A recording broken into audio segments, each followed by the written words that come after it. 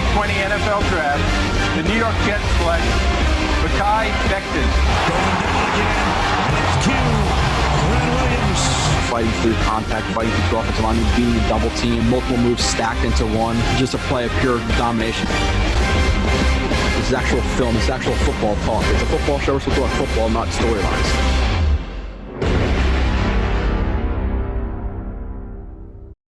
And you are listening to the 51st edition of Blewett's Blitz after a game that was way, way too close for comfort.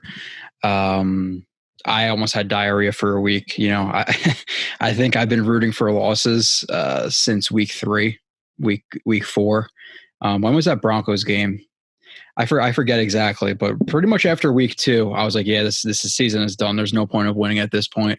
And I'm going to say after like week 3, 4 with Darnold, watching him against the Colts and the Niners and all these games, I'm like, this is already too many bad games in a row where I really doubt he's going to turn it around under Adam Gase. So I've been rooting for losses for a while. If it makes me a bad fan, it makes me a bad fan. I just know what's the best for this team in the future. And I know that is not getting a meaningless 3 wins and putting yourself out of position to get a quarterback. And I know a lot of people will say, oh, well, you know, you win a couple games, you stick it out with Sam for another year, and then, you get a quarterback next year. The problem with that is, one, if you are, as faithful in Joe Douglas as I am, and I think he's done, a pretty good job overall. There's definitely some things he could improve on, but you're not going to be in a position to take the number 1 quarterback, or hopefully the number 2 quarterback, or 3 quarterback, or 4 quarterback. So it's not as easy as just, we'll get one next year. Because when are you going to be at the number 1 pick again in the next 20 years? How many times have the Jets had the number 1 pick in the last 20 years? This year, obviously. And then the last time they've had the number 1 pick was what? It was Keyshawn Johnson, and was at 99. I was 6 years old. So, once every 20 years, you get the first pick. And that's obviously, considering how bad the Jets have been, hopefully the next 20 years aren't as bad as the last 20, especially the last 10. The last 10 has been terrible. Obviously, the Jets haven't made the playoffs since 2010. That I've been rooting for losses for a while. That game, it was absolutely ridiculous in many facets. Looking at the schedule now, if you are, aboard the tank train, I'm not, you can have worries about every game. Am I really worried about Seattle and Russell Wilson not be able to carve up our linebackers in coverage? Not really. Is there a chance? Yeah, the Giants just beat them. But the Giants also have a much better defense than the Jets do, in my opinion. Am I a little bit worried about the Rams? In some sense, no, not really. But in another sense, listen, I think Goff is not a good quarterback. So if you fluster him, if you blitz him, if he gets pressured, he can start to make some mistakes. But I also have a lot of faith because Sean McVay is a much better coach than Adam Gase. So I'm not too nervous with the next 2 games. Obviously, anything could happen. I was worried about the Raiders because they're terrible coming across, west to east, especially when it's cold out. And look at the next game after that, the Browns. The Browns, might be fighting for the division. I'm hoping they stay within a game of the Steelers, so they're not in a position week 16 where it doesn't matter if they win or lose. So they may be resting guys. I'm hoping they're in a position where, even if not competing for the division, they're at least fighting for, whether it be actually, if they're not competing for the division, the highest they can get is a 5th seed. So hopefully they are competing for the division, but it's week 16. So, hopefully don't lose that game. But the Browns' strength is the Jets' strength in terms of run game versus run defense. Hopefully Baker Mayfield's hot that day. If not, you could have some trouble because Baker Mayfield, in my opinion, is not a very good quarterback. And then week 17 is obviously the big concern. But looking at, the Patriots schedule with the Rams and 49ers, or not, the Rams and I think they have Rams, Dolphins, Bills the next 3. So you're hoping they can win 2 out of 3. They're sitting at 8-7, and then week 17 there's still mathematically at least a 1% chance they can get in. They can't be eliminated from playoff contention week 17, because I can 100% see Bill Belichick resting some guys and saying certain guys are injured, even if they're able to play, just to not have to play Trevor Lawrence for the next however many years. But it will be interesting the rest of the way. Obviously, 4 games left. The anticipation, the nerves I go into each Sunday with is ridiculous, because not a lot of good things happen to the Jets. And I think that with Joe Douglas as the GM with the number one pick in his back pocket. And I know they're projected like $95 million in cap space next year. That's not even counting, cuts they may make to guys like Alex Lewis or Henry Anderson or, whoever else. So they're going to have probably over $100 million in a free agency that there's not going to be as wide of a market for guys because a lot of teams are not going to be able to handle the how COVID affected the caps. A lot of teams are over the cap. So you may take a market that's typically, 25 teams that are looking to spend are not over the cap versus this year might only be, 10 to 15 teams who have real money. So the Jets, the market's just as big with more players not being able to be signed or being cut because teams can't afford them. So you have more players in a pool with less suitors to court them. So, and then you have Joe Douglas, and then you have the number one pick with Lawrence, and then you have a new coach coming in. The Jets with the number one pick are set up really, really well. I still think they're set up pretty good at the number two pick. Obviously, at that point, you ask the head coach, whoever it's going to be in an interview, if they do finish at two, do you like Fields? Do you like Wilson? Do you like Lance? Do you like whoever? I think it would still be Fields, and it's still a relatively attractive job. But let's be honest, Lawrence is more attractive than Fields. There's a reason he's going to go one, and Fields is probably going to go two. So Fields could be the number one or two quarterback in a lot of other drafts as well. But Lawrence has talked about he's the next Andrew Luck, Dan Marino type prospect, which is ridiculous. And obviously for the people who are they're newer to the channel, all the draft picks, rounds 1 through 7, I will have film breakdowns. I will find stuff if I can't find stuff, which most guys I am able to find actual all 22 film from people I know and things like that. Which isn't a ton, but I get lucky sometimes. Last year I got pretty lucky. So this year I think I'm gonna get lucky again. Gonna have plenty of film on Lawrence. I think I'm gonna have his last 2 years of film. So if you are looking for a Lawrence review, you'll easily have 120 plus plays. You'll have 3 shows, 2-3 hours on Lawrence. So if you want to know Lawrence, you're going to know Lawrence in this channel.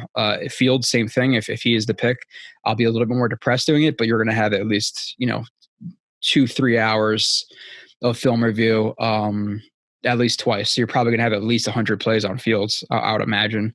And then whoever the second number one pick is, or the second first round pick, the 1 second, the 2/3, you're going to get all those reviews. You're going to get reviews of players in free agency. After the season, I'm probably going to do some recap stuff. I'm probably going to do some reviews of guys. Like I'll do like a couple of reviews that people want to see. They probably want to see just like all the Mims plays tied into one, all the Becton plays, all the Quinnen Williams plays. Maybe people want like Ashton Davis, Bryce Hall, like that stuff. If you guys want that, let me know for sure. Tweet me, email me, Joe.Blewett at Jets with an S, xfactor.com. I haven't checked that in a little bit. So sorry if you have emailed me recently. I will check that. But all those things will come. But this review is about 62 plays, probably about 3 hours again. I'm actually going to record some today and some tomorrow and splice it together. So you're probably going to get this on Thursday sometime around 2, 3, 4, 5 o'clock-ish. But right now it's Wednesday night. So if anything's happened tonight into tomorrow, I will hopefully see it, obviously. Talking about some of the Bill Cowher rumors. I talked about that a lot in the live stream. I had a live stream on Monday night with Kyle Smith, went over more film than actually no. We actually took a lot of callers, like 5-6 callers, which I appreciate all you guys for calling in.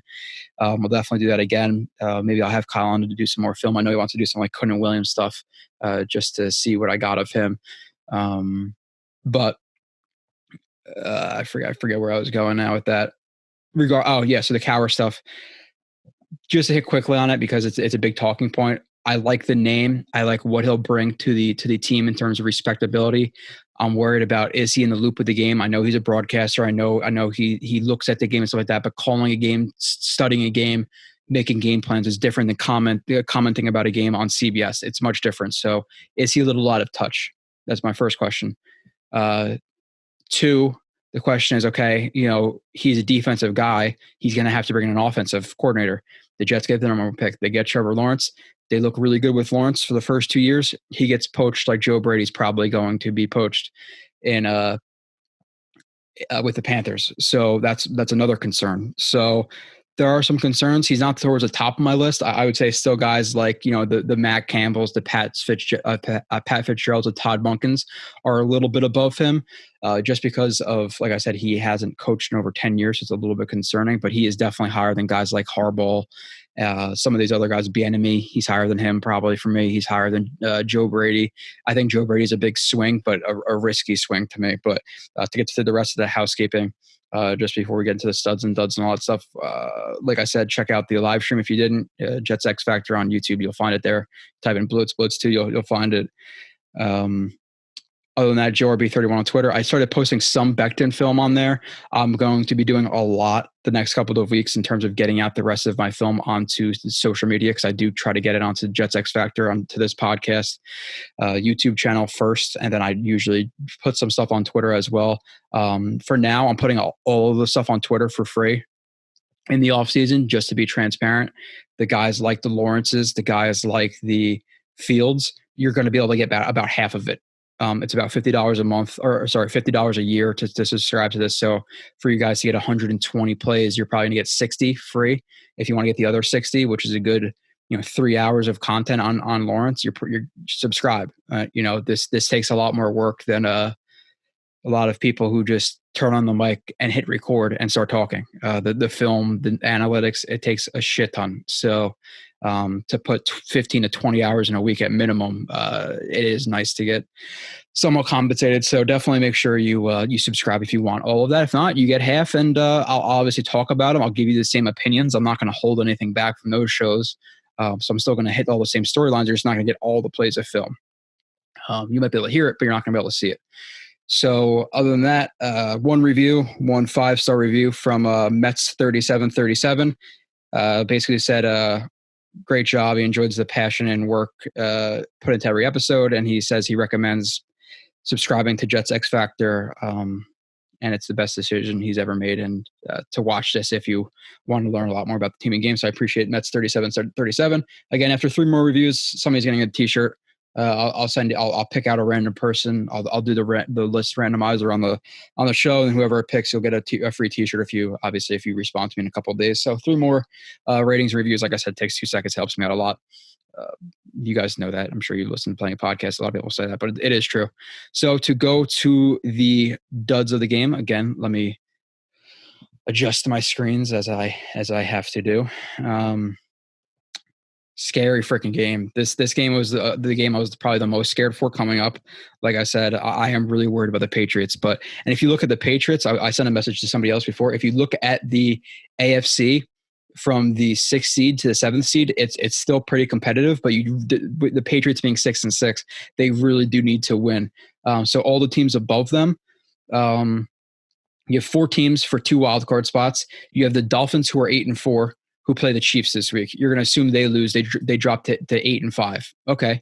You have the 8-4 Colts, who are fighting for a wild card spot, play the 8-4 Raiders. So you have to hope that you don't have to hope they one of those teams is going to lose. You're hoping it's the Raiders, because the Colts are going to be division winners. You have the Titans there too. So it doesn't really matter who loses in that game. The 7-5 Ravens play the Browns. So for 2 reasons you want, and again, the strength of schedule stuff, it's over. It's completely over. The Jets have no shot. It's a very low chance. You have to root for this stuff now. So you want the Chiefs to beat the Dolphins. Doesn't matter with the Colts and Raiders. And then the Ravens play the Browns. You want the Browns to win for 2 reasons. Obviously, the Ravens to be 7-6 to get them near even with the Patriots against. They're playing for that last wild card spot, the 7th seed this year. And also you want the Browns to win because they're 9-3, right? Yeah, 9-3. The Steelers are 11-1. The Steelers lose one more game, and the Browns win out that week 16 game, or they win the next. Let's say they win the next 2 games, and even the Steelers keep winning. The Browns are still in a spot where they might be able to win the division. I'm not sure how the tiebreakers work out with the Browns and the Steelers, but you want the Browns to win that game this week. So interesting. You have to hope the Patriots, because I say again, like I'm saying, does Bill Belichick want to play against Trevor Lawrence? Does he have too much pride maybe to lose against the Jets in Foxborough to make them the only, or the 1-15 Jets and not have them be, winless for the year? Does he see more embarrassment with them not winning the games, or is he going to look to the future and say, I don't want them to have Lawrence? But we don't know, and that's the question. Even if it's a 1% chance he actually benches some guys, I'm a little bit nervous. So I want the Patriots to basically win out until they play the Jets. That's pretty much what I'm rooting for. But be really interesting. Again, the Seahawks, Rams, they're really well coached teams. The Browns, a little bit of a concern, but they're they're a 9-3 team, but they're still like negative 20 points in point differential. So they're kind of a fluky 9-3 team, even though they did have a really impressive win last week against the Titans. And then this week for them will be really it'll be a big week because week 1 they got blown out versus the Ravens. So how do they respond now? Obviously, Lamar Jackson, that offense has really regressed. Lamar Jackson, the league MVP last year, which I thought was bullshit, to be completely honest. I think he's good. I don't think he's that good. But going to the duds again, I hope I'm doing duds 4 more times after this time. My third dud of the game, I went back and forth with a couple of guys right here, but I gave it to Lamar Jackson. I'll go into the other play a little bit later. I'm sure you know what I'm talking about the other play unless you live under a rock. But overall, he was still pretty bad this game. I know last week I said he's been impressive for an undrafted guy. And I still overall, I think he might be a guy who, is on the team next year in terms of like a 5th, 6th guy, on the depth chart. Should he be the number 1 guy, the number 2 guy, whatever you want to say he is, the starting outside corner for the Jets? There's no way in hell. But when you have, your corner you signed in free agency off the team again for $5 million, it's not like he signed, him to a massive contract like some people make it seem to be when they talk about Joe Douglas signing this year and cutting him. A mistake, but he's a stopgap guy, so he's gone. Plus Austin's hurt.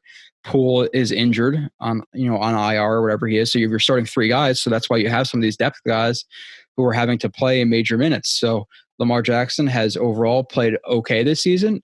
This game, he definitely struggled a little bit more. But getting into the first play, beat for a touchdown. He's in the top of the screen right here.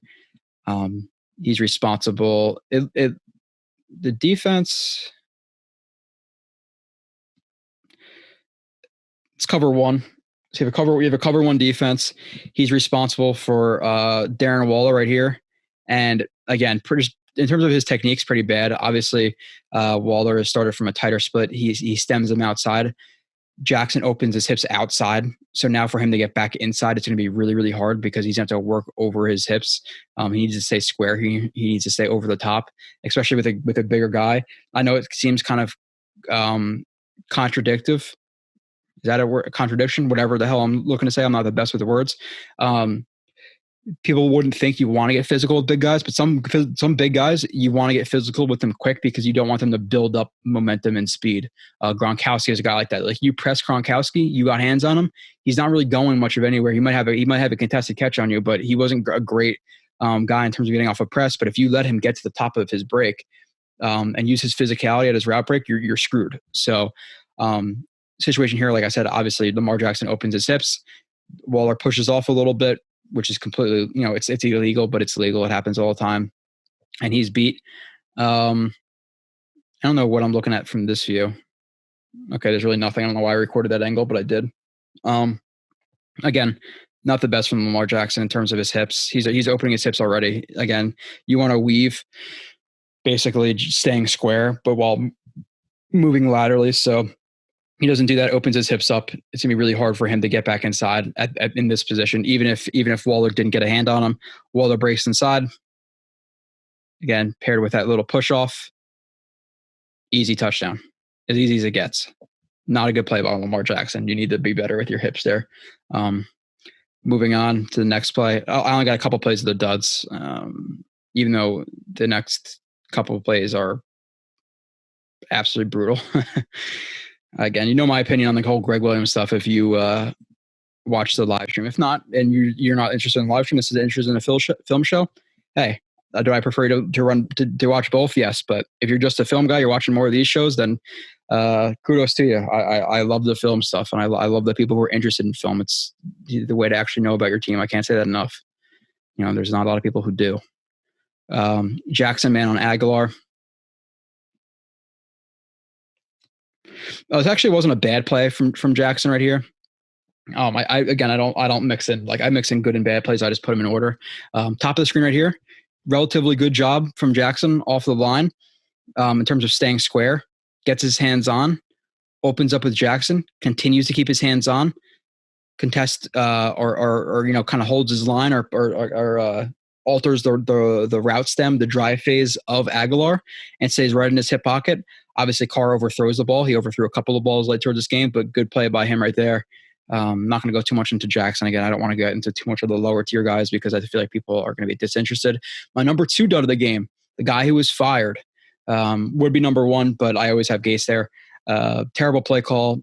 It was at 13 seconds left.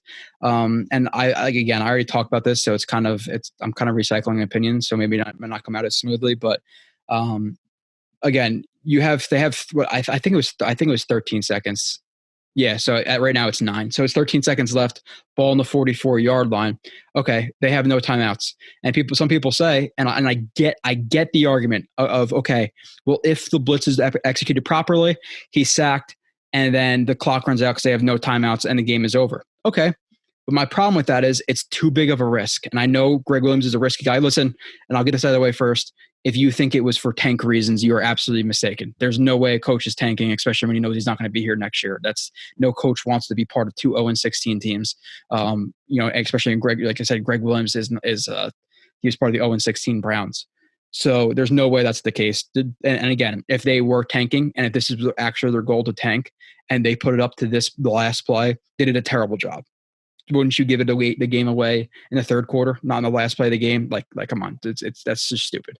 So, but I get the reasoning. I get people saying, oh, well, if he blitzes, that happens. But at the same time, if the blitz doesn't work, you're putting a 0 blitz again, which is all these guys going. It's really one of the simplest concepts, 3 in man coverage.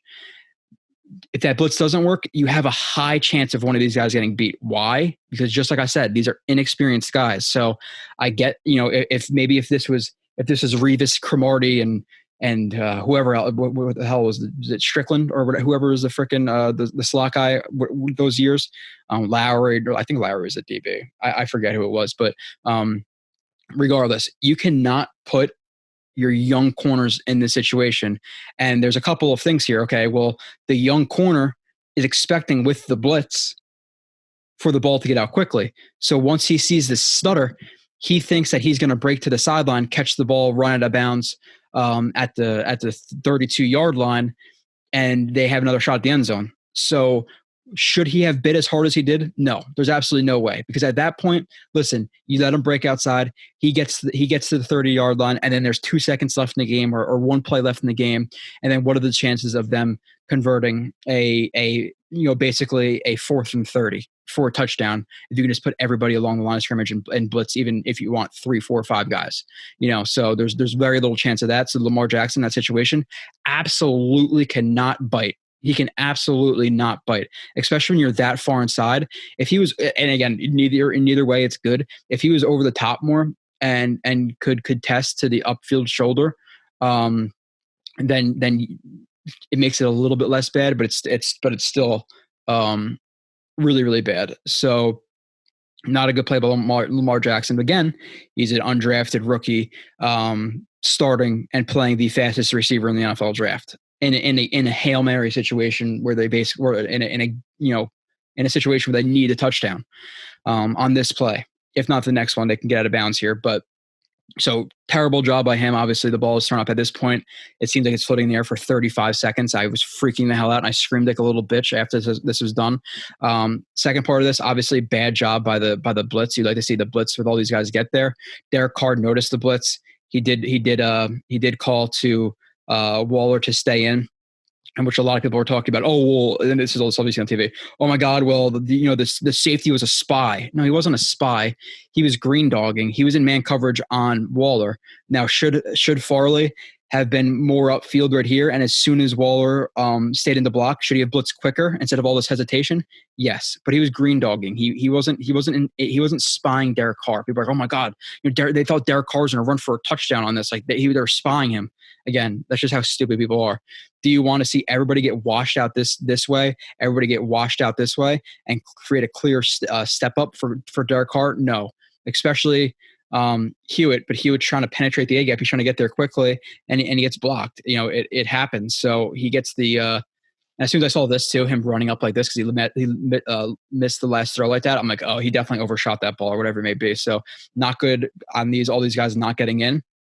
But again, in my opinion, and again, he opens up, he cannot fall for this stutter he falls for, it gets absolutely burned. That in no way can that happen in terms of game awareness. Now, who do I blame more? I blame the coach more, because people say, oh, well, he's trusted his players. I don't care if he trusts his players. You have to know your players. And that's even worse, because you should know what these guys are. You can't trust Lamar Jackson, an undrafted guy who in college coming out was a lower tier prospect because he doesn't have the best athleticism lining up against Henry Ruggs. And people will say, oh, again, the other argument of it, well, again, and I already brought this up, I didn't finish my point.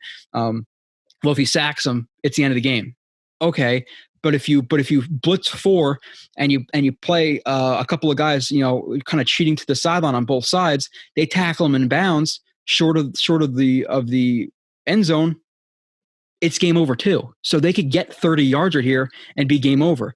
Now the other, okay, well, what if they ran out of bounds? Okay, sure. They catch the ball. Let's say they catch the ball, at the 25 or whatever, or the 30, and they run out of bounds. And now there's 8 seconds left, or 7 seconds left. Now you have one play, maybe 2 at max. I severely doubt it. But now you have 1 or 2 plays from the 30-yard line. Let's give them 2 plays. Let's give them 2 plays and be generous. You have 2 plays from the 30-yard line with 9 seconds left. What are the chances of them from the 30-yard line? Are you going to take that? Are you going to take 3rd and 30 situation, basically, where the Jets can just play it back and play coverage and cheat back? Okay, next play, they get another 15 yards. Wow. And this is a lot that has to happen in these 2 plays. Now they get to the 15-yard line. Now it's 4th and 15. You can send 4, have 5 sitting on the line, and 3 in cheating back and dividing the back of the end zone in 3 quarters. So whoever breaks in the end zone, those guys break to them. Like the chances of that happening are so minuscule. And my point in that is it's a lot higher of a chance that the blitz doesn't hit and they get beat on one-on-one coverage than them nickel and diming you 3 different times down the field. And even if, and again, it might have been easy to get to the 35-yard line. Now it's the 35-yard line with 10 seconds left. The chances of them getting those 30 yards with no timeouts and you guys cheating along the sideline is so much smaller than sending it all on one play with a blitz and man coverage. It's just it's beyond dumb. That's it for that. It's people have talked about it plenty. It was just an absolutely terrible decision. My first out of the game, Adam Gase, again, all the storylines. He could have called off the last play. He came and said he wishes he could have called a timeout. Again, it's not even worth getting mad about. He's gone, but you wish, like, you're the head coach, shouldn't you have game awareness and be like, you should hear 0 blitz or 0, wherever their call is for 0 blitz in your headset and say, hold on. 1, there's only a couple plays left in the game. Let's call a timeout. Let's discuss this. That would be the smart coach thing to do, you'd think, right? Call that timeout, discuss it. What happens? Because the offensive defense is so disconnected, he just figured, okay, I'll let Greg Williams run with it. And obviously what happened happens, or what happened happens, whatever that term is. So the fact that a head coach is saying he wished he could take this play call back is an absolute joke. Worst coach in the NFL. Absolutely terrible. He fires Greg Williams again. That is up to him, I believe, in terms of how they report. The coaches under him is his decision. So, or kind of, even though he was forced with Greg Williams on him because he wanted a job, but the fact he's saying he wished he can come out and change that play or call timeout is a joke. Moving on to the studs of the game, I gave Crowder my 3rd stud of the game. His touchdowns were relatively decent. They weren't anything overly impressive. Like some of the guys here, I'll talk about some of their stats that they had this game that weren't overly impressive, but I still put them in good category, bad category, whatever. But again, some stats are definitely overrated. You guys know that's my opinion. You have to really look at them in the correct way. But he did some good things this game. Crowder, in terms of his route running and stuff. He's a good slot receiver. Is he number 1? Like, you have fans who are like automatically like, just, Crowder is the number 1 slot receiver in the NFL. Poole is the number 1 slot corner in the NFL. Like, that's not true. Crowder top 10? Yeah, I would say that. Is Poole top 10, maybe not. I would say he's about average, maybe a little bit above average because of the versatility he brings. He can play a little bit of safety. He can obviously blitz. So maybe he's right around that top 10. But let's not get crazy saying he's the best slot corner in the NFL. That's ridiculous. Crowder, route, hop step. He's on the top of the screen right here. This tight inverted slot formation to the top. Releases outside. Man coverage right here from this corner.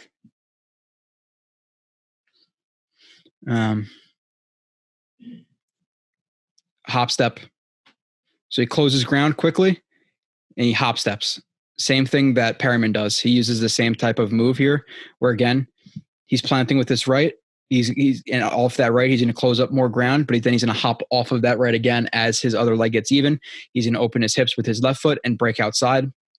Which is exactly what he does. And again, this kind of throws off the DB's timing because it just based on strides, you're expecting this left foot to come up and be here and then him cross you over. So him coming up halfway with that hop step, double plant on that foot, it screws up the timing. Hard plant, opens up his foot right here, gets low. I think he double swipes the hands. Darnold literally stares on the entire time. That's just what Darnold has been doing. He stares on pretty much one read. Stares down, which I get, guess what? He got the ball there. That's fine. Gets the ball there. Crowder adjusts to the ball. It's a little bit low. Plucks it. Rolls for a first down before he's contacted. So again, watching in full speed. Good job closing ground. Good hop step. Boom. Look at that cut. He's a good route. He's for sure a good route. He's the best route runner I have on the team. That is easily true. So good hop step on the top of that route break right there. Some guys use it in releases. Some guys use it at the top of the route. So good job by him. And sorry, I keep itching my nose. The facial hair is terrible. I only got like 3 more weeks with it, but I got to trim the mustache hairs. The mustache hairs under my nose are coming up and poking into my nose, and it's making my nose itch. Facial hair problems. I can't imagine what it's like having a beard, like a full-grown beard. Like this thing is annoying on me. It annoys the shit out of me. Like I like it sometimes, but it annoys me some other times. It's itchy. But Crowder, TD, Mims route. So good on Mims and Crowder right here. Another tight inverted slot formation. So let's watch. I guess let's watch Mims first. Again, right here. I want to see him shorten this a little bit in terms of I want to see a little bit more bend instead of more straight legs because he's starting to have to load up, like fix his feet and load up. I want to see him pretty much loaded up before the ball snaps. So I want to see that fixed. Let's see if there's wasted motion right here. You see that wasted motion from Mims? You don't want to see all of that. There's always going to be a little bit, but it's a little bit too much. But gets even. Off the line, squares, and this is literally just the threat, a two-way go. Now we can break inside, outside. So that's all he's really doing. Obviously, if your foot is up like this, you're not going to break over that knee and inside. You're most likely going to break outside. Vice versa if the other foot was up. So when you get even like this, you're just threading a two-way go. Threatens a two-way go, gives him a little bit of a head fake right there. Double swipe. Keeps vertical. This guy's going to try to match him vertically. Break outside. Good job with his break. 1, 2. Sinks into it. You can see he's pretty low. Let's see. That's his break step. Drive step is pretty much under his frame and gets outside. And he if he was toward the back of the court of the end zone, could he have been a touchdown? Yes. I don't know why they don't target Mims. Actually, I do. They have a guy named Adam Gase, but they don't target him in the red zone, which is frustrating. Crowder, he's obviously going to get vertical, and this is going to create disruption between the two cornerbacks. Crowder's going to work underneath of it, and that's basically going to make this corner with him pushing vertical decide inside or outside. It's a really hard concept to stop in man coverage if you don't have that first in, first out call, Jambo, Banjo, whatever you call it. Even though Jambo, Banjo are different to me.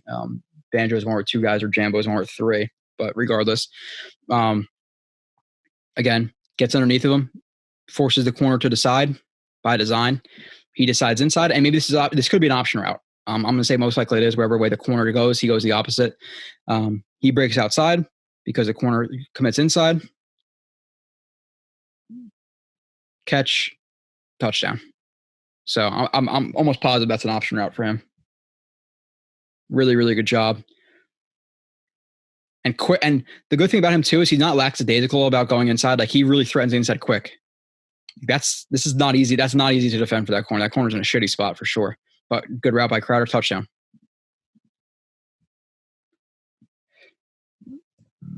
(14-16). Crowder route, Pat beat. I don't know if it's EFLEIN or F line. I know it's F line. I just don't know. I don't know how to spell it. I haven't cared enough to look it up. So if you see my name spelling, if I'm wrong in some of these plays, then I don't give a shit. Top of the screen. Again, pretty good release right there.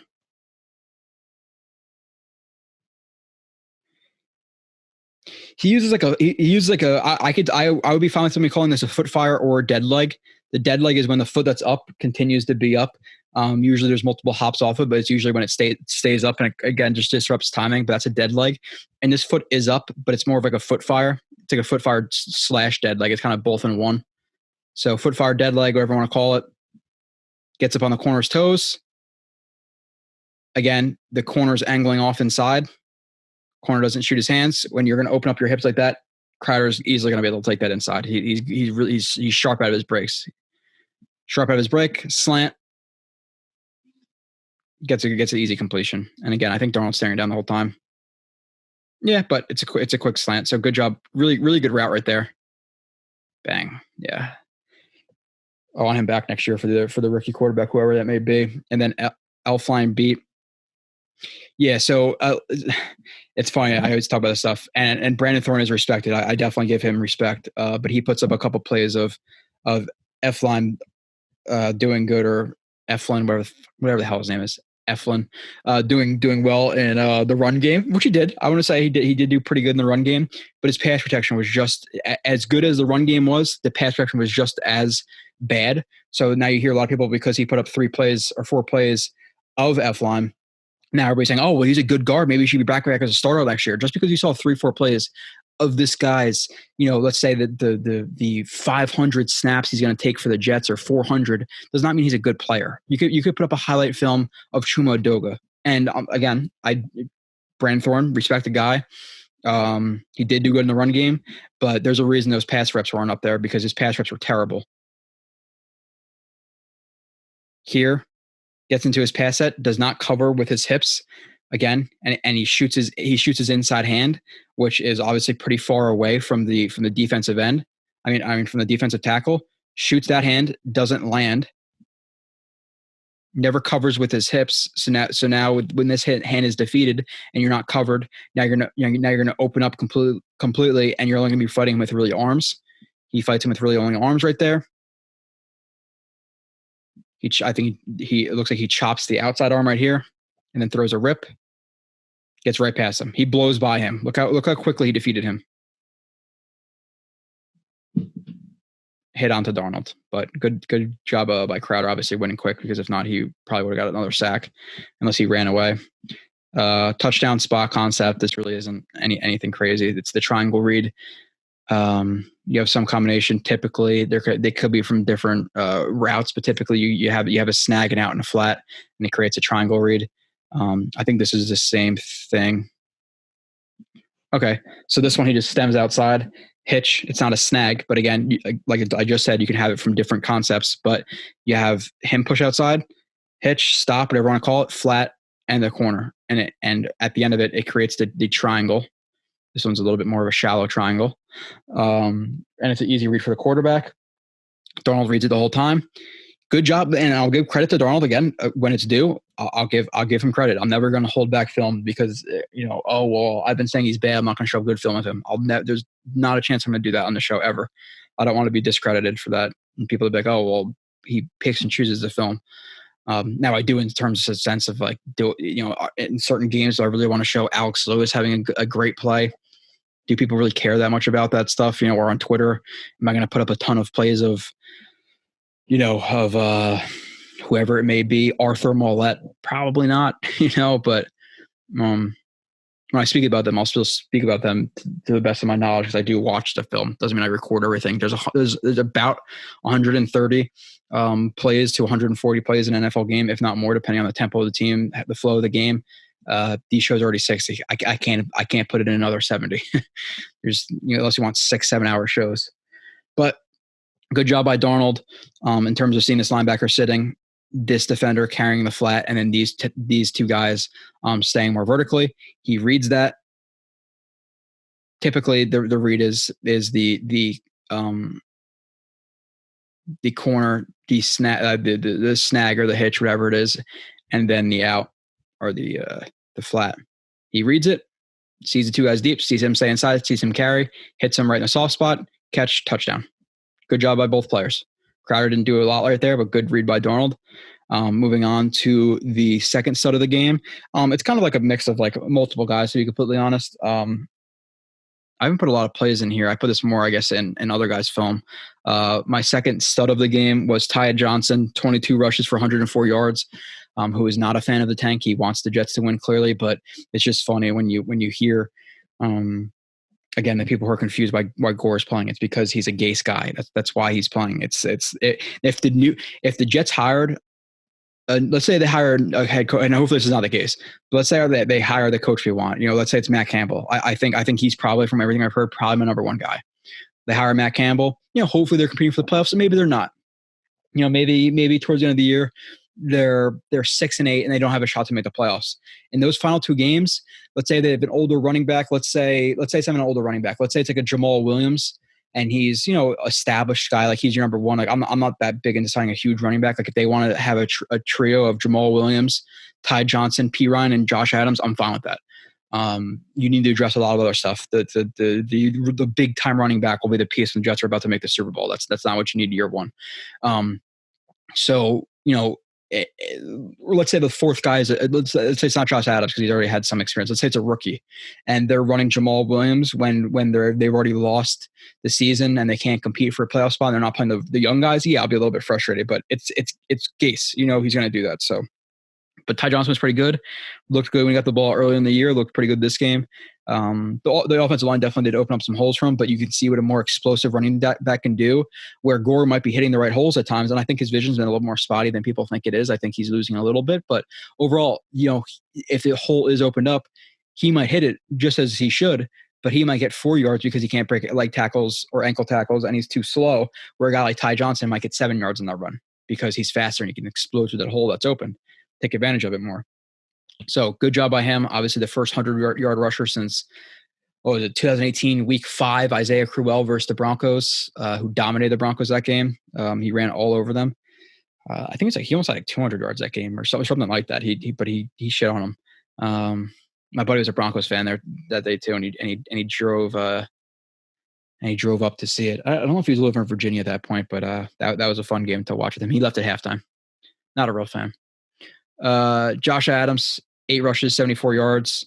Good game from both of them. I only put 2 plays up here, but a lot of it is going to come later when I talk about some of the offensive line and things like that. But let's see.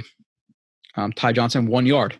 Again, stats and the end result versus the process. Process is more important. Anytime you're going to look at a stats guy is going to see a 1 yard run. And again, this is being simplistic, but they might say, okay, bad play. I don't think this is a bad play. One, because it's 3rd and 1. They run an inside zone split, tight zone split.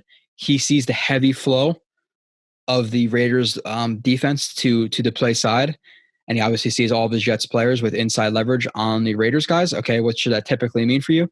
Cut back. He cuts back. The linebacker fills, I think it's a Kowatski or whatever the hell his name is, Kwitsky or whatever it is, sees him, explodes upfield again. He only has to get a yard. Upfield, 2 hands on the ball, drops his shoulder, and now what does he do? He doesn't just fall down. A Gore player, even though he does fall forward sometimes, if he's contact like this, he's probably just going to fall down. What does Ty Johnson do? Good contact balance, drives his feet, reaches for the first down. It's little stuff. I really like this play. It's a 1 yard gain though. Again, seeing the flow, hop, explode, drive, first down. The way he keeps his balance and continues running his feet is the only reason he got this first down right there. I really liked it. I put it in. I thought it deserved it. Next play, 24. Johnson cutback.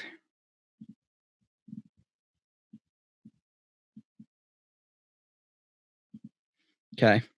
Another mid zone. There's a bubble right here, and that's why Elfline doesn't obviously zone step. He's going to block back. Again, it's like the 90 50 10 rule. There's nothing on the 90 or the 50. He takes a 10. Blocks back. But again, good job attacking the hip. Square. Looks at his thread on the second level. Climbs. Fine with that. But obviously, with it being a DB, he shoots and he doesn't expect that speed. He does fill the B gap. He's not able to cover. So Johnson sees that. He's obviously aiming towards that hole. Again, attacking that bubble. He sees it filled. Okay, I got to cut back. When he's cutting back, 2 hands in the ball just in case. I like the cut with the 2 hands in the ball. Explodes forward and just picked up, whatever, 10, 15 yards. I didn't count, but good cutback. Just a simple read. Sees a guy fill, cut back quick, and explodes. Like he's got good speed. He can cut, so moving forward to my number 1 stud of the game, which I think is a pretty easy one based on what everybody saw this game. If you look at anything. Quinnen Williams, who's an absolute stud in recent weeks. He's been a stud all season. Some games a little bit more quiet. The Bills game week 1, a little bit more quiet. The 49ers game, he still absolutely dominated that game. The Colts game, a little bit more quiet, but overall he's still making impacts on some of those games. But just to read some of the stats for the stat guys, and most of these are from Nania, I think. Williams has a 14, and again, I don't know what pressures are based on some people. Like some websites will have 5 pressures for him a game. Like I saw a stat the other day, like, 5 pressures or 5 or 6 pressures was his highest this season this week. And then I saw two other sites that in the last 2 weeks had him at 7 each game. So like, what is a pressure to these guys? You have to be 2 yards away. You have to be 2 yards away, but uncovered or with a reasonable chance to get to the quarterback. Does it affect the quarterback? Like, I don't know how people rate these pressures. A guy in this game, John Franklin Myers, who I'll talk about later, got 10. That impressed as I thought I would be after seeing that stat. Decent game from him, but 10 pressures, good game. I didn't see those. Maybe he got relatively close on some plays, but I wasn't impressed in terms of like, oh my God, like fantastic game. I thought it was a good game, but nowhere in terms of like what 10 pressures would indicate. But Quinnen Williams has a 14.2 pressure rate since week 7, which is first among interior defensive linemen with a minimum of 100 pass rushes.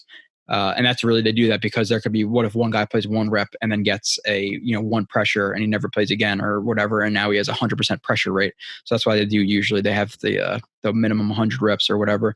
So number 1 since week 7 in terms of pressure rate, 20 pressures in the last 3 weeks. He had 19 all of last year, which is obviously, again, he matched his production in terms of pressures. And this I know this one's per Nania. 20 pressures in the last 3 weeks, 19 all of last year. So he matched his production just in pressures in 3 weeks. And again, looking at his stats, like what he has right now, like whatever, 6, 7 sacks, a sack or 2 was taken away on bullshit, roughing the passer penalties, in my opinion. Not just being biased there. And he missed, 2 games. So he's a guy who I think, pre-draft, when the Jets didn't have him, I thought he could be a guy who can get 10 to 15 sacks a year as a defensive tackle. He's 22. Only played the position for 1 year in college, and he's dominating right now. He's up there with some of the best. To continue on with some of the stats, on the season, Williams has combined for a total of 61 pressures, stops, pass breakups, which ranks 4th among interior defensive linemen behind only Grady Jarrett, Stephon Tuitt, and Aaron Donald, who are the top defensive tackles in the league for the most part. You can put Chris Jones in there, but Chris Jones is more of a pass rush guy. He's decent in the run game, but he's not great in the run game. But yeah, he's been dominating. This game, one sack, which the last 3 weeks he has 3 sacks now. Again, will that stay afloat for all year? No, but there'll be a game he might get none, and there might be a game he gets 1.5 sacks, I think, like last week, or maybe even 2 sacks. So, and especially like considering I said this on a live stream the other day, and I bring this up a lot. He's going to continue to develop. That's one notch on his belt. Another notch on his belt is hopefully the next defensive coordinator is more of a penetrator and he's not stunting and looping all the time. That's a second notch on his belt. The third notch on his belt is once another pass rusher comes in from the edge, all these guys who step step back and scramble outside of the pocket, they're gonna have to step up into him, and that's gonna be more sacks for him, or pressures, or fumbles, or hits, or whatever. That's 3 notches in his belt. The 4th notch in his belt, and there might be a 5th if I can find one, but I'm just going to do 4. The 4th notch in his belt is the coverage. How many snaps this year, and I don't know if I have any this game, but how many snaps this year does he get to the quarterback in a second and a half or 2 seconds, and the ball is out because the corners or the linebackers can't cover? So his numbers are good right now, and that's with a team around him that's not very good, let's be honest. So really, really impressed with Quinnen Williams. So let's watch a few plays of him. He's been dominating, absolutely dominating the last 3 weeks, and this season for a lot of it, he's been dominating. It's funny that a lot of people didn't want this guy, and we're questioning the pick and all this stuff, and Ed Oliver's better and all this stuff, and we're kind of getting on people like me who really backed him. But the film did not lie in Bama. I did a show on him. His technique is ridiculous. It is really, really good, and he's starting to come into the technique where he's getting more confident, and the game is slowing down for him a little bit. The first year, again, ankle injury early in the season, seemed like he was affecting him all year. He was leaning a lot into his hands. He wasn't using his technique a lot. It looked like he was swimming a little bit, where now he's just starting to play. And it's really impressive. Again, in this play, obviously the left guard picks him up. Good timing with the left arm into the shoulder pad, jolts him back. Their hands are matched. I'm not sure if he meant to get this on the right shoulder. He probably did. That happens a lot when guys both shoot their hands at the same time. They come into contact. Williams controls the hand, rips it. Again, power to push him back, gets his hips on an even plane, connects the feet and the hands, step through, cross the feet, rip. So you don't want to do this too early. You'll see guys like this, they'll be here and then they'll try to rip, but then guys can shuffle and stay in front of you. You want to start to throw rips and things like that as you're clearing the hips. Because as you're clearing the hips, that's when you're gonna be able to work your hips past theirs, and the rips gonna be able to set in, you're gonna be able to bend. If you set it too early, typically you're going to fail. So good job right there, extending. Again, hand on, extension, then the left foot and the left hand are connected. Step through, rip through.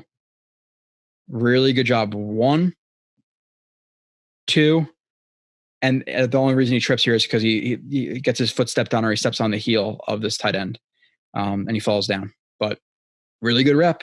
He just beat the crap out of the left guard right there. Really, really quick. Moving on. I got a decent, not like a ton, but I got like 6 more plays of him or something like that. So killed it this game. Okay. Q hit. He is the 4-eye right here.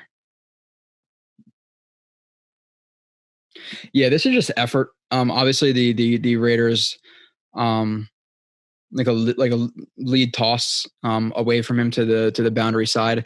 Q is on the backside here. He gets cut, but he does a good job shoving the guy into the ground. That's what you want to do with cut blocks: shove him into the ground, jump over him. So that's all pretty normal. I just absolutely love the effort. See, a lot of guys on this backside are slowing down, and Q continues to run and lays a huge shot on this, on the running back. Bang! He freaking launches him.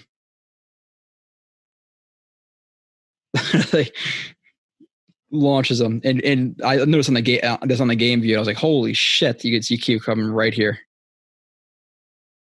Love the effort, love the hit. Just wanted to highlight that. Not much to break down, but you always got to highlight effort. Effort matters. Defensive linemen too, be careful. Some defensive linemen do play a couple snaps in a row, and defensive lineman, in my opinion, is the most tiring position in the NFL. People might say, "Oh, or what about receiver or corner?" Yeah, sure, if you're passing the ball 1,000 times, but whatever the play is for the defensive lineman, whether it be pass or run, they have to play it like they want to get to the quarterback, or they're going to stack and 2-gap or whatever they're doing. Where even offensive linemen, tough position, but if it's going to be a screenplay or a quick slant, bubble screen, tunnel screen, whatever it is, shield screen, you could take the play off halfway, where the defensive lineman really can't. So defensive lineman, in my opinion, is definitely the most tiring position in the NFL. That's my opinion. And I think I don't see how you can combat that. Again, receivers can take a play off, run play. You can block, but if it's going completely away from you, guys will take off a play. Corner, same thing. Guys don't play ball so well every single play. They just don't.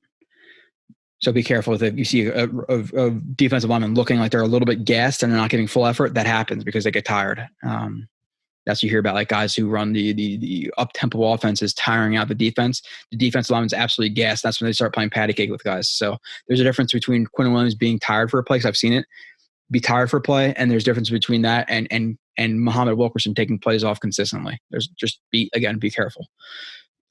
Q, quarterback hit right here. B2I. Again, what happens? Quick drop, ball out. But what does Q do? Step up field. Obviously, the right guard slides down to take him. Steps down to take him. He's stepping inside, so he's going to try to take the outside. Obviously, this is a little bit tighter of a gap, so he's going to shoot the B. Shoots the B. He needs to improve a little bit with the accuracy of his hands sometimes. He does miss with his hands, or he's a little bit too early with his hands. He anticipates this punch, tries to chop it away, swipe it away. Looks like he misses. He gets caught in the shoulder.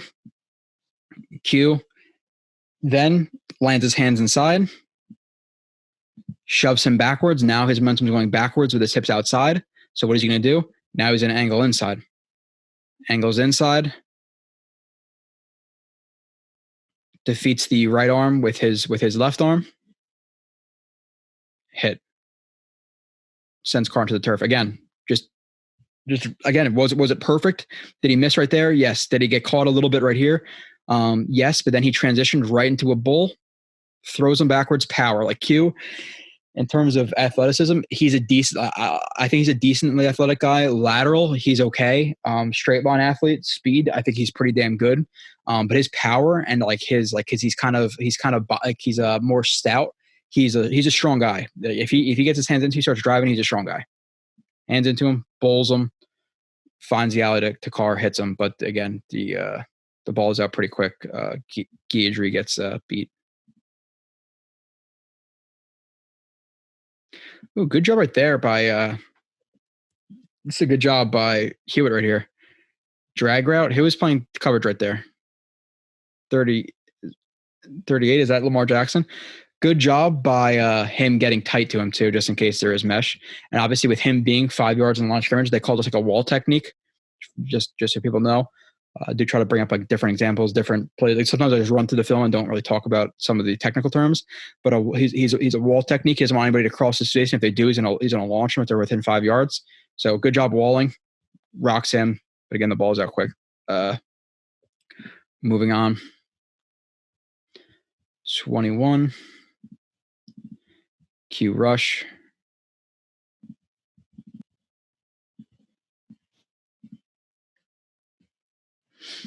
Again, their center is it Hudson? Yeah, I think Hudson. He's one of the best centers in the league. Snaps the ball again. There's a blitz right here, so he's an angle inside. He's an angle to the outside a little bit, and they're going to blitz the B gap with Ashton Davis. Is that Ashton Davis? Yeah, Ashton Davis. Good job by that running back and blitz pickup. But he's gonna attack this gap. He obviously doesn't want to get too clogged up right there. Shoots his hands a little bit early in terms of the center. Q, he's going to start to do a really, really good job of controlling the elbows, forking, lifting their hands upwards, call it forking. Controls the elbow, forks it upwards, and then he pairs that. So this is pretty. I can't tell where the right hand is. I wish I could tell. Maybe it's on the shoulder or trying to control the arm. But I love the fact that he controls the elbow. Again, you want to defeat the arms. You want to defeat the hands. It's all about the hands and the hips and the feet. There's a lot of stuff, but the hands are important. Pushes this up while he steps through. Rip. Fork, step through, rip. The feet and the hands are paired up right there. Rip. And then holds that rip, and it almost acts like a chicken wing to guard your body. You want to duck and chicken wing, and so you're not really going to be able to shoot through that arm and get over to his chest to control it, to try to last ditch effort to save the play. Power, And then look at this bend in power.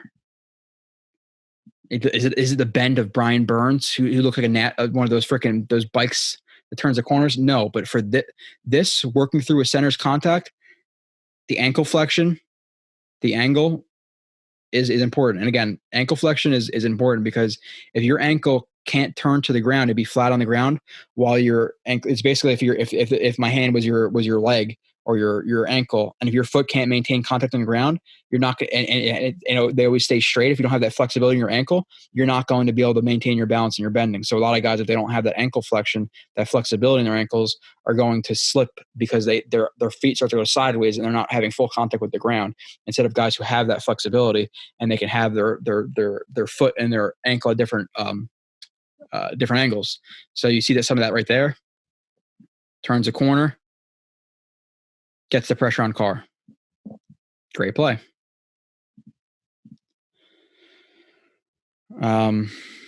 Okay, 4 more plays of him left. 32, 34. Ashton Davis and Lowry.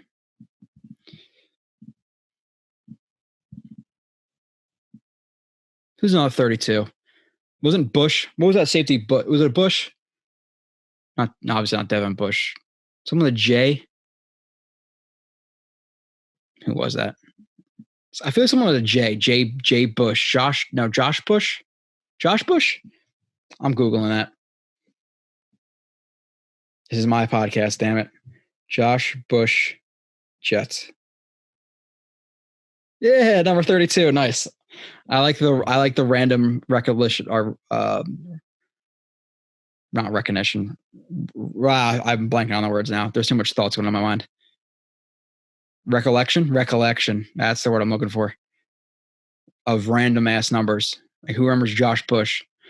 Okay. Zero Tech. Sorry, that just happens sometimes.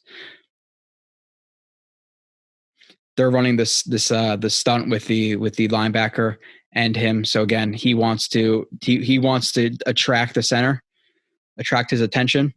He's going to do that. And obviously he's going to get picked by the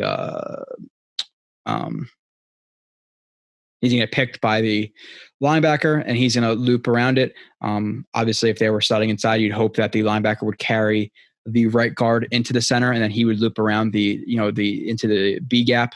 It's not what happens. So a lot of people said, "Oh, this is a triple team." If you count the contact by everybody, and again, it's not like 3 people automatically just went and blocked Q. So I hate the word triple team. Like I like he faced 3 different blockers on a play.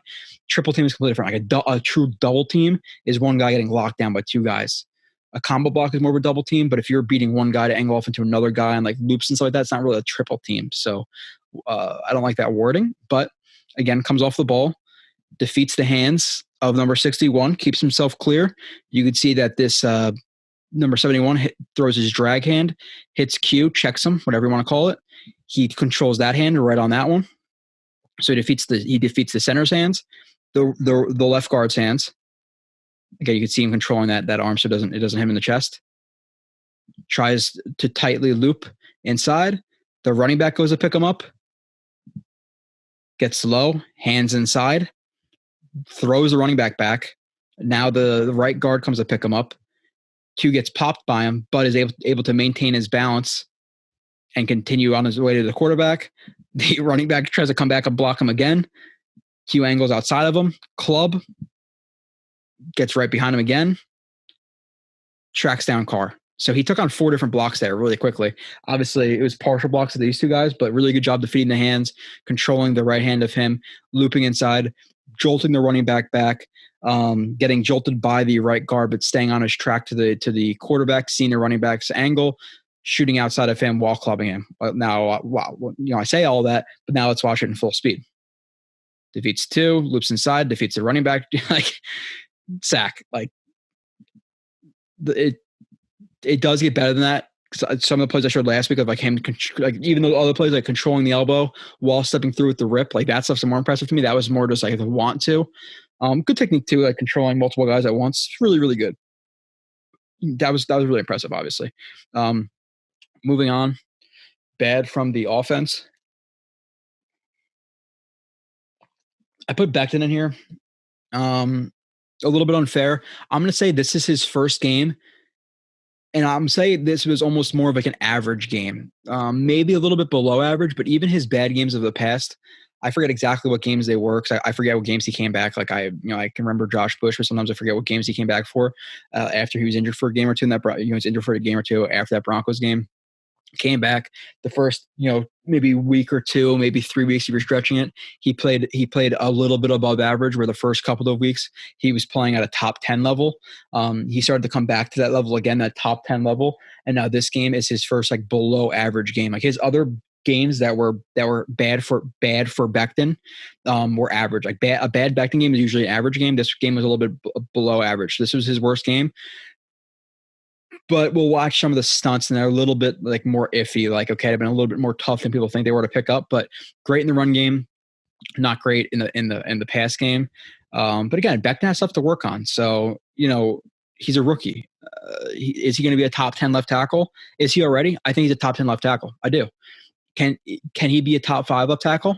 I think it's probably more than likely as a top 5 left tackle. Will he be elite, the number 1 or 2 left tackle in the league? You can't say that yet.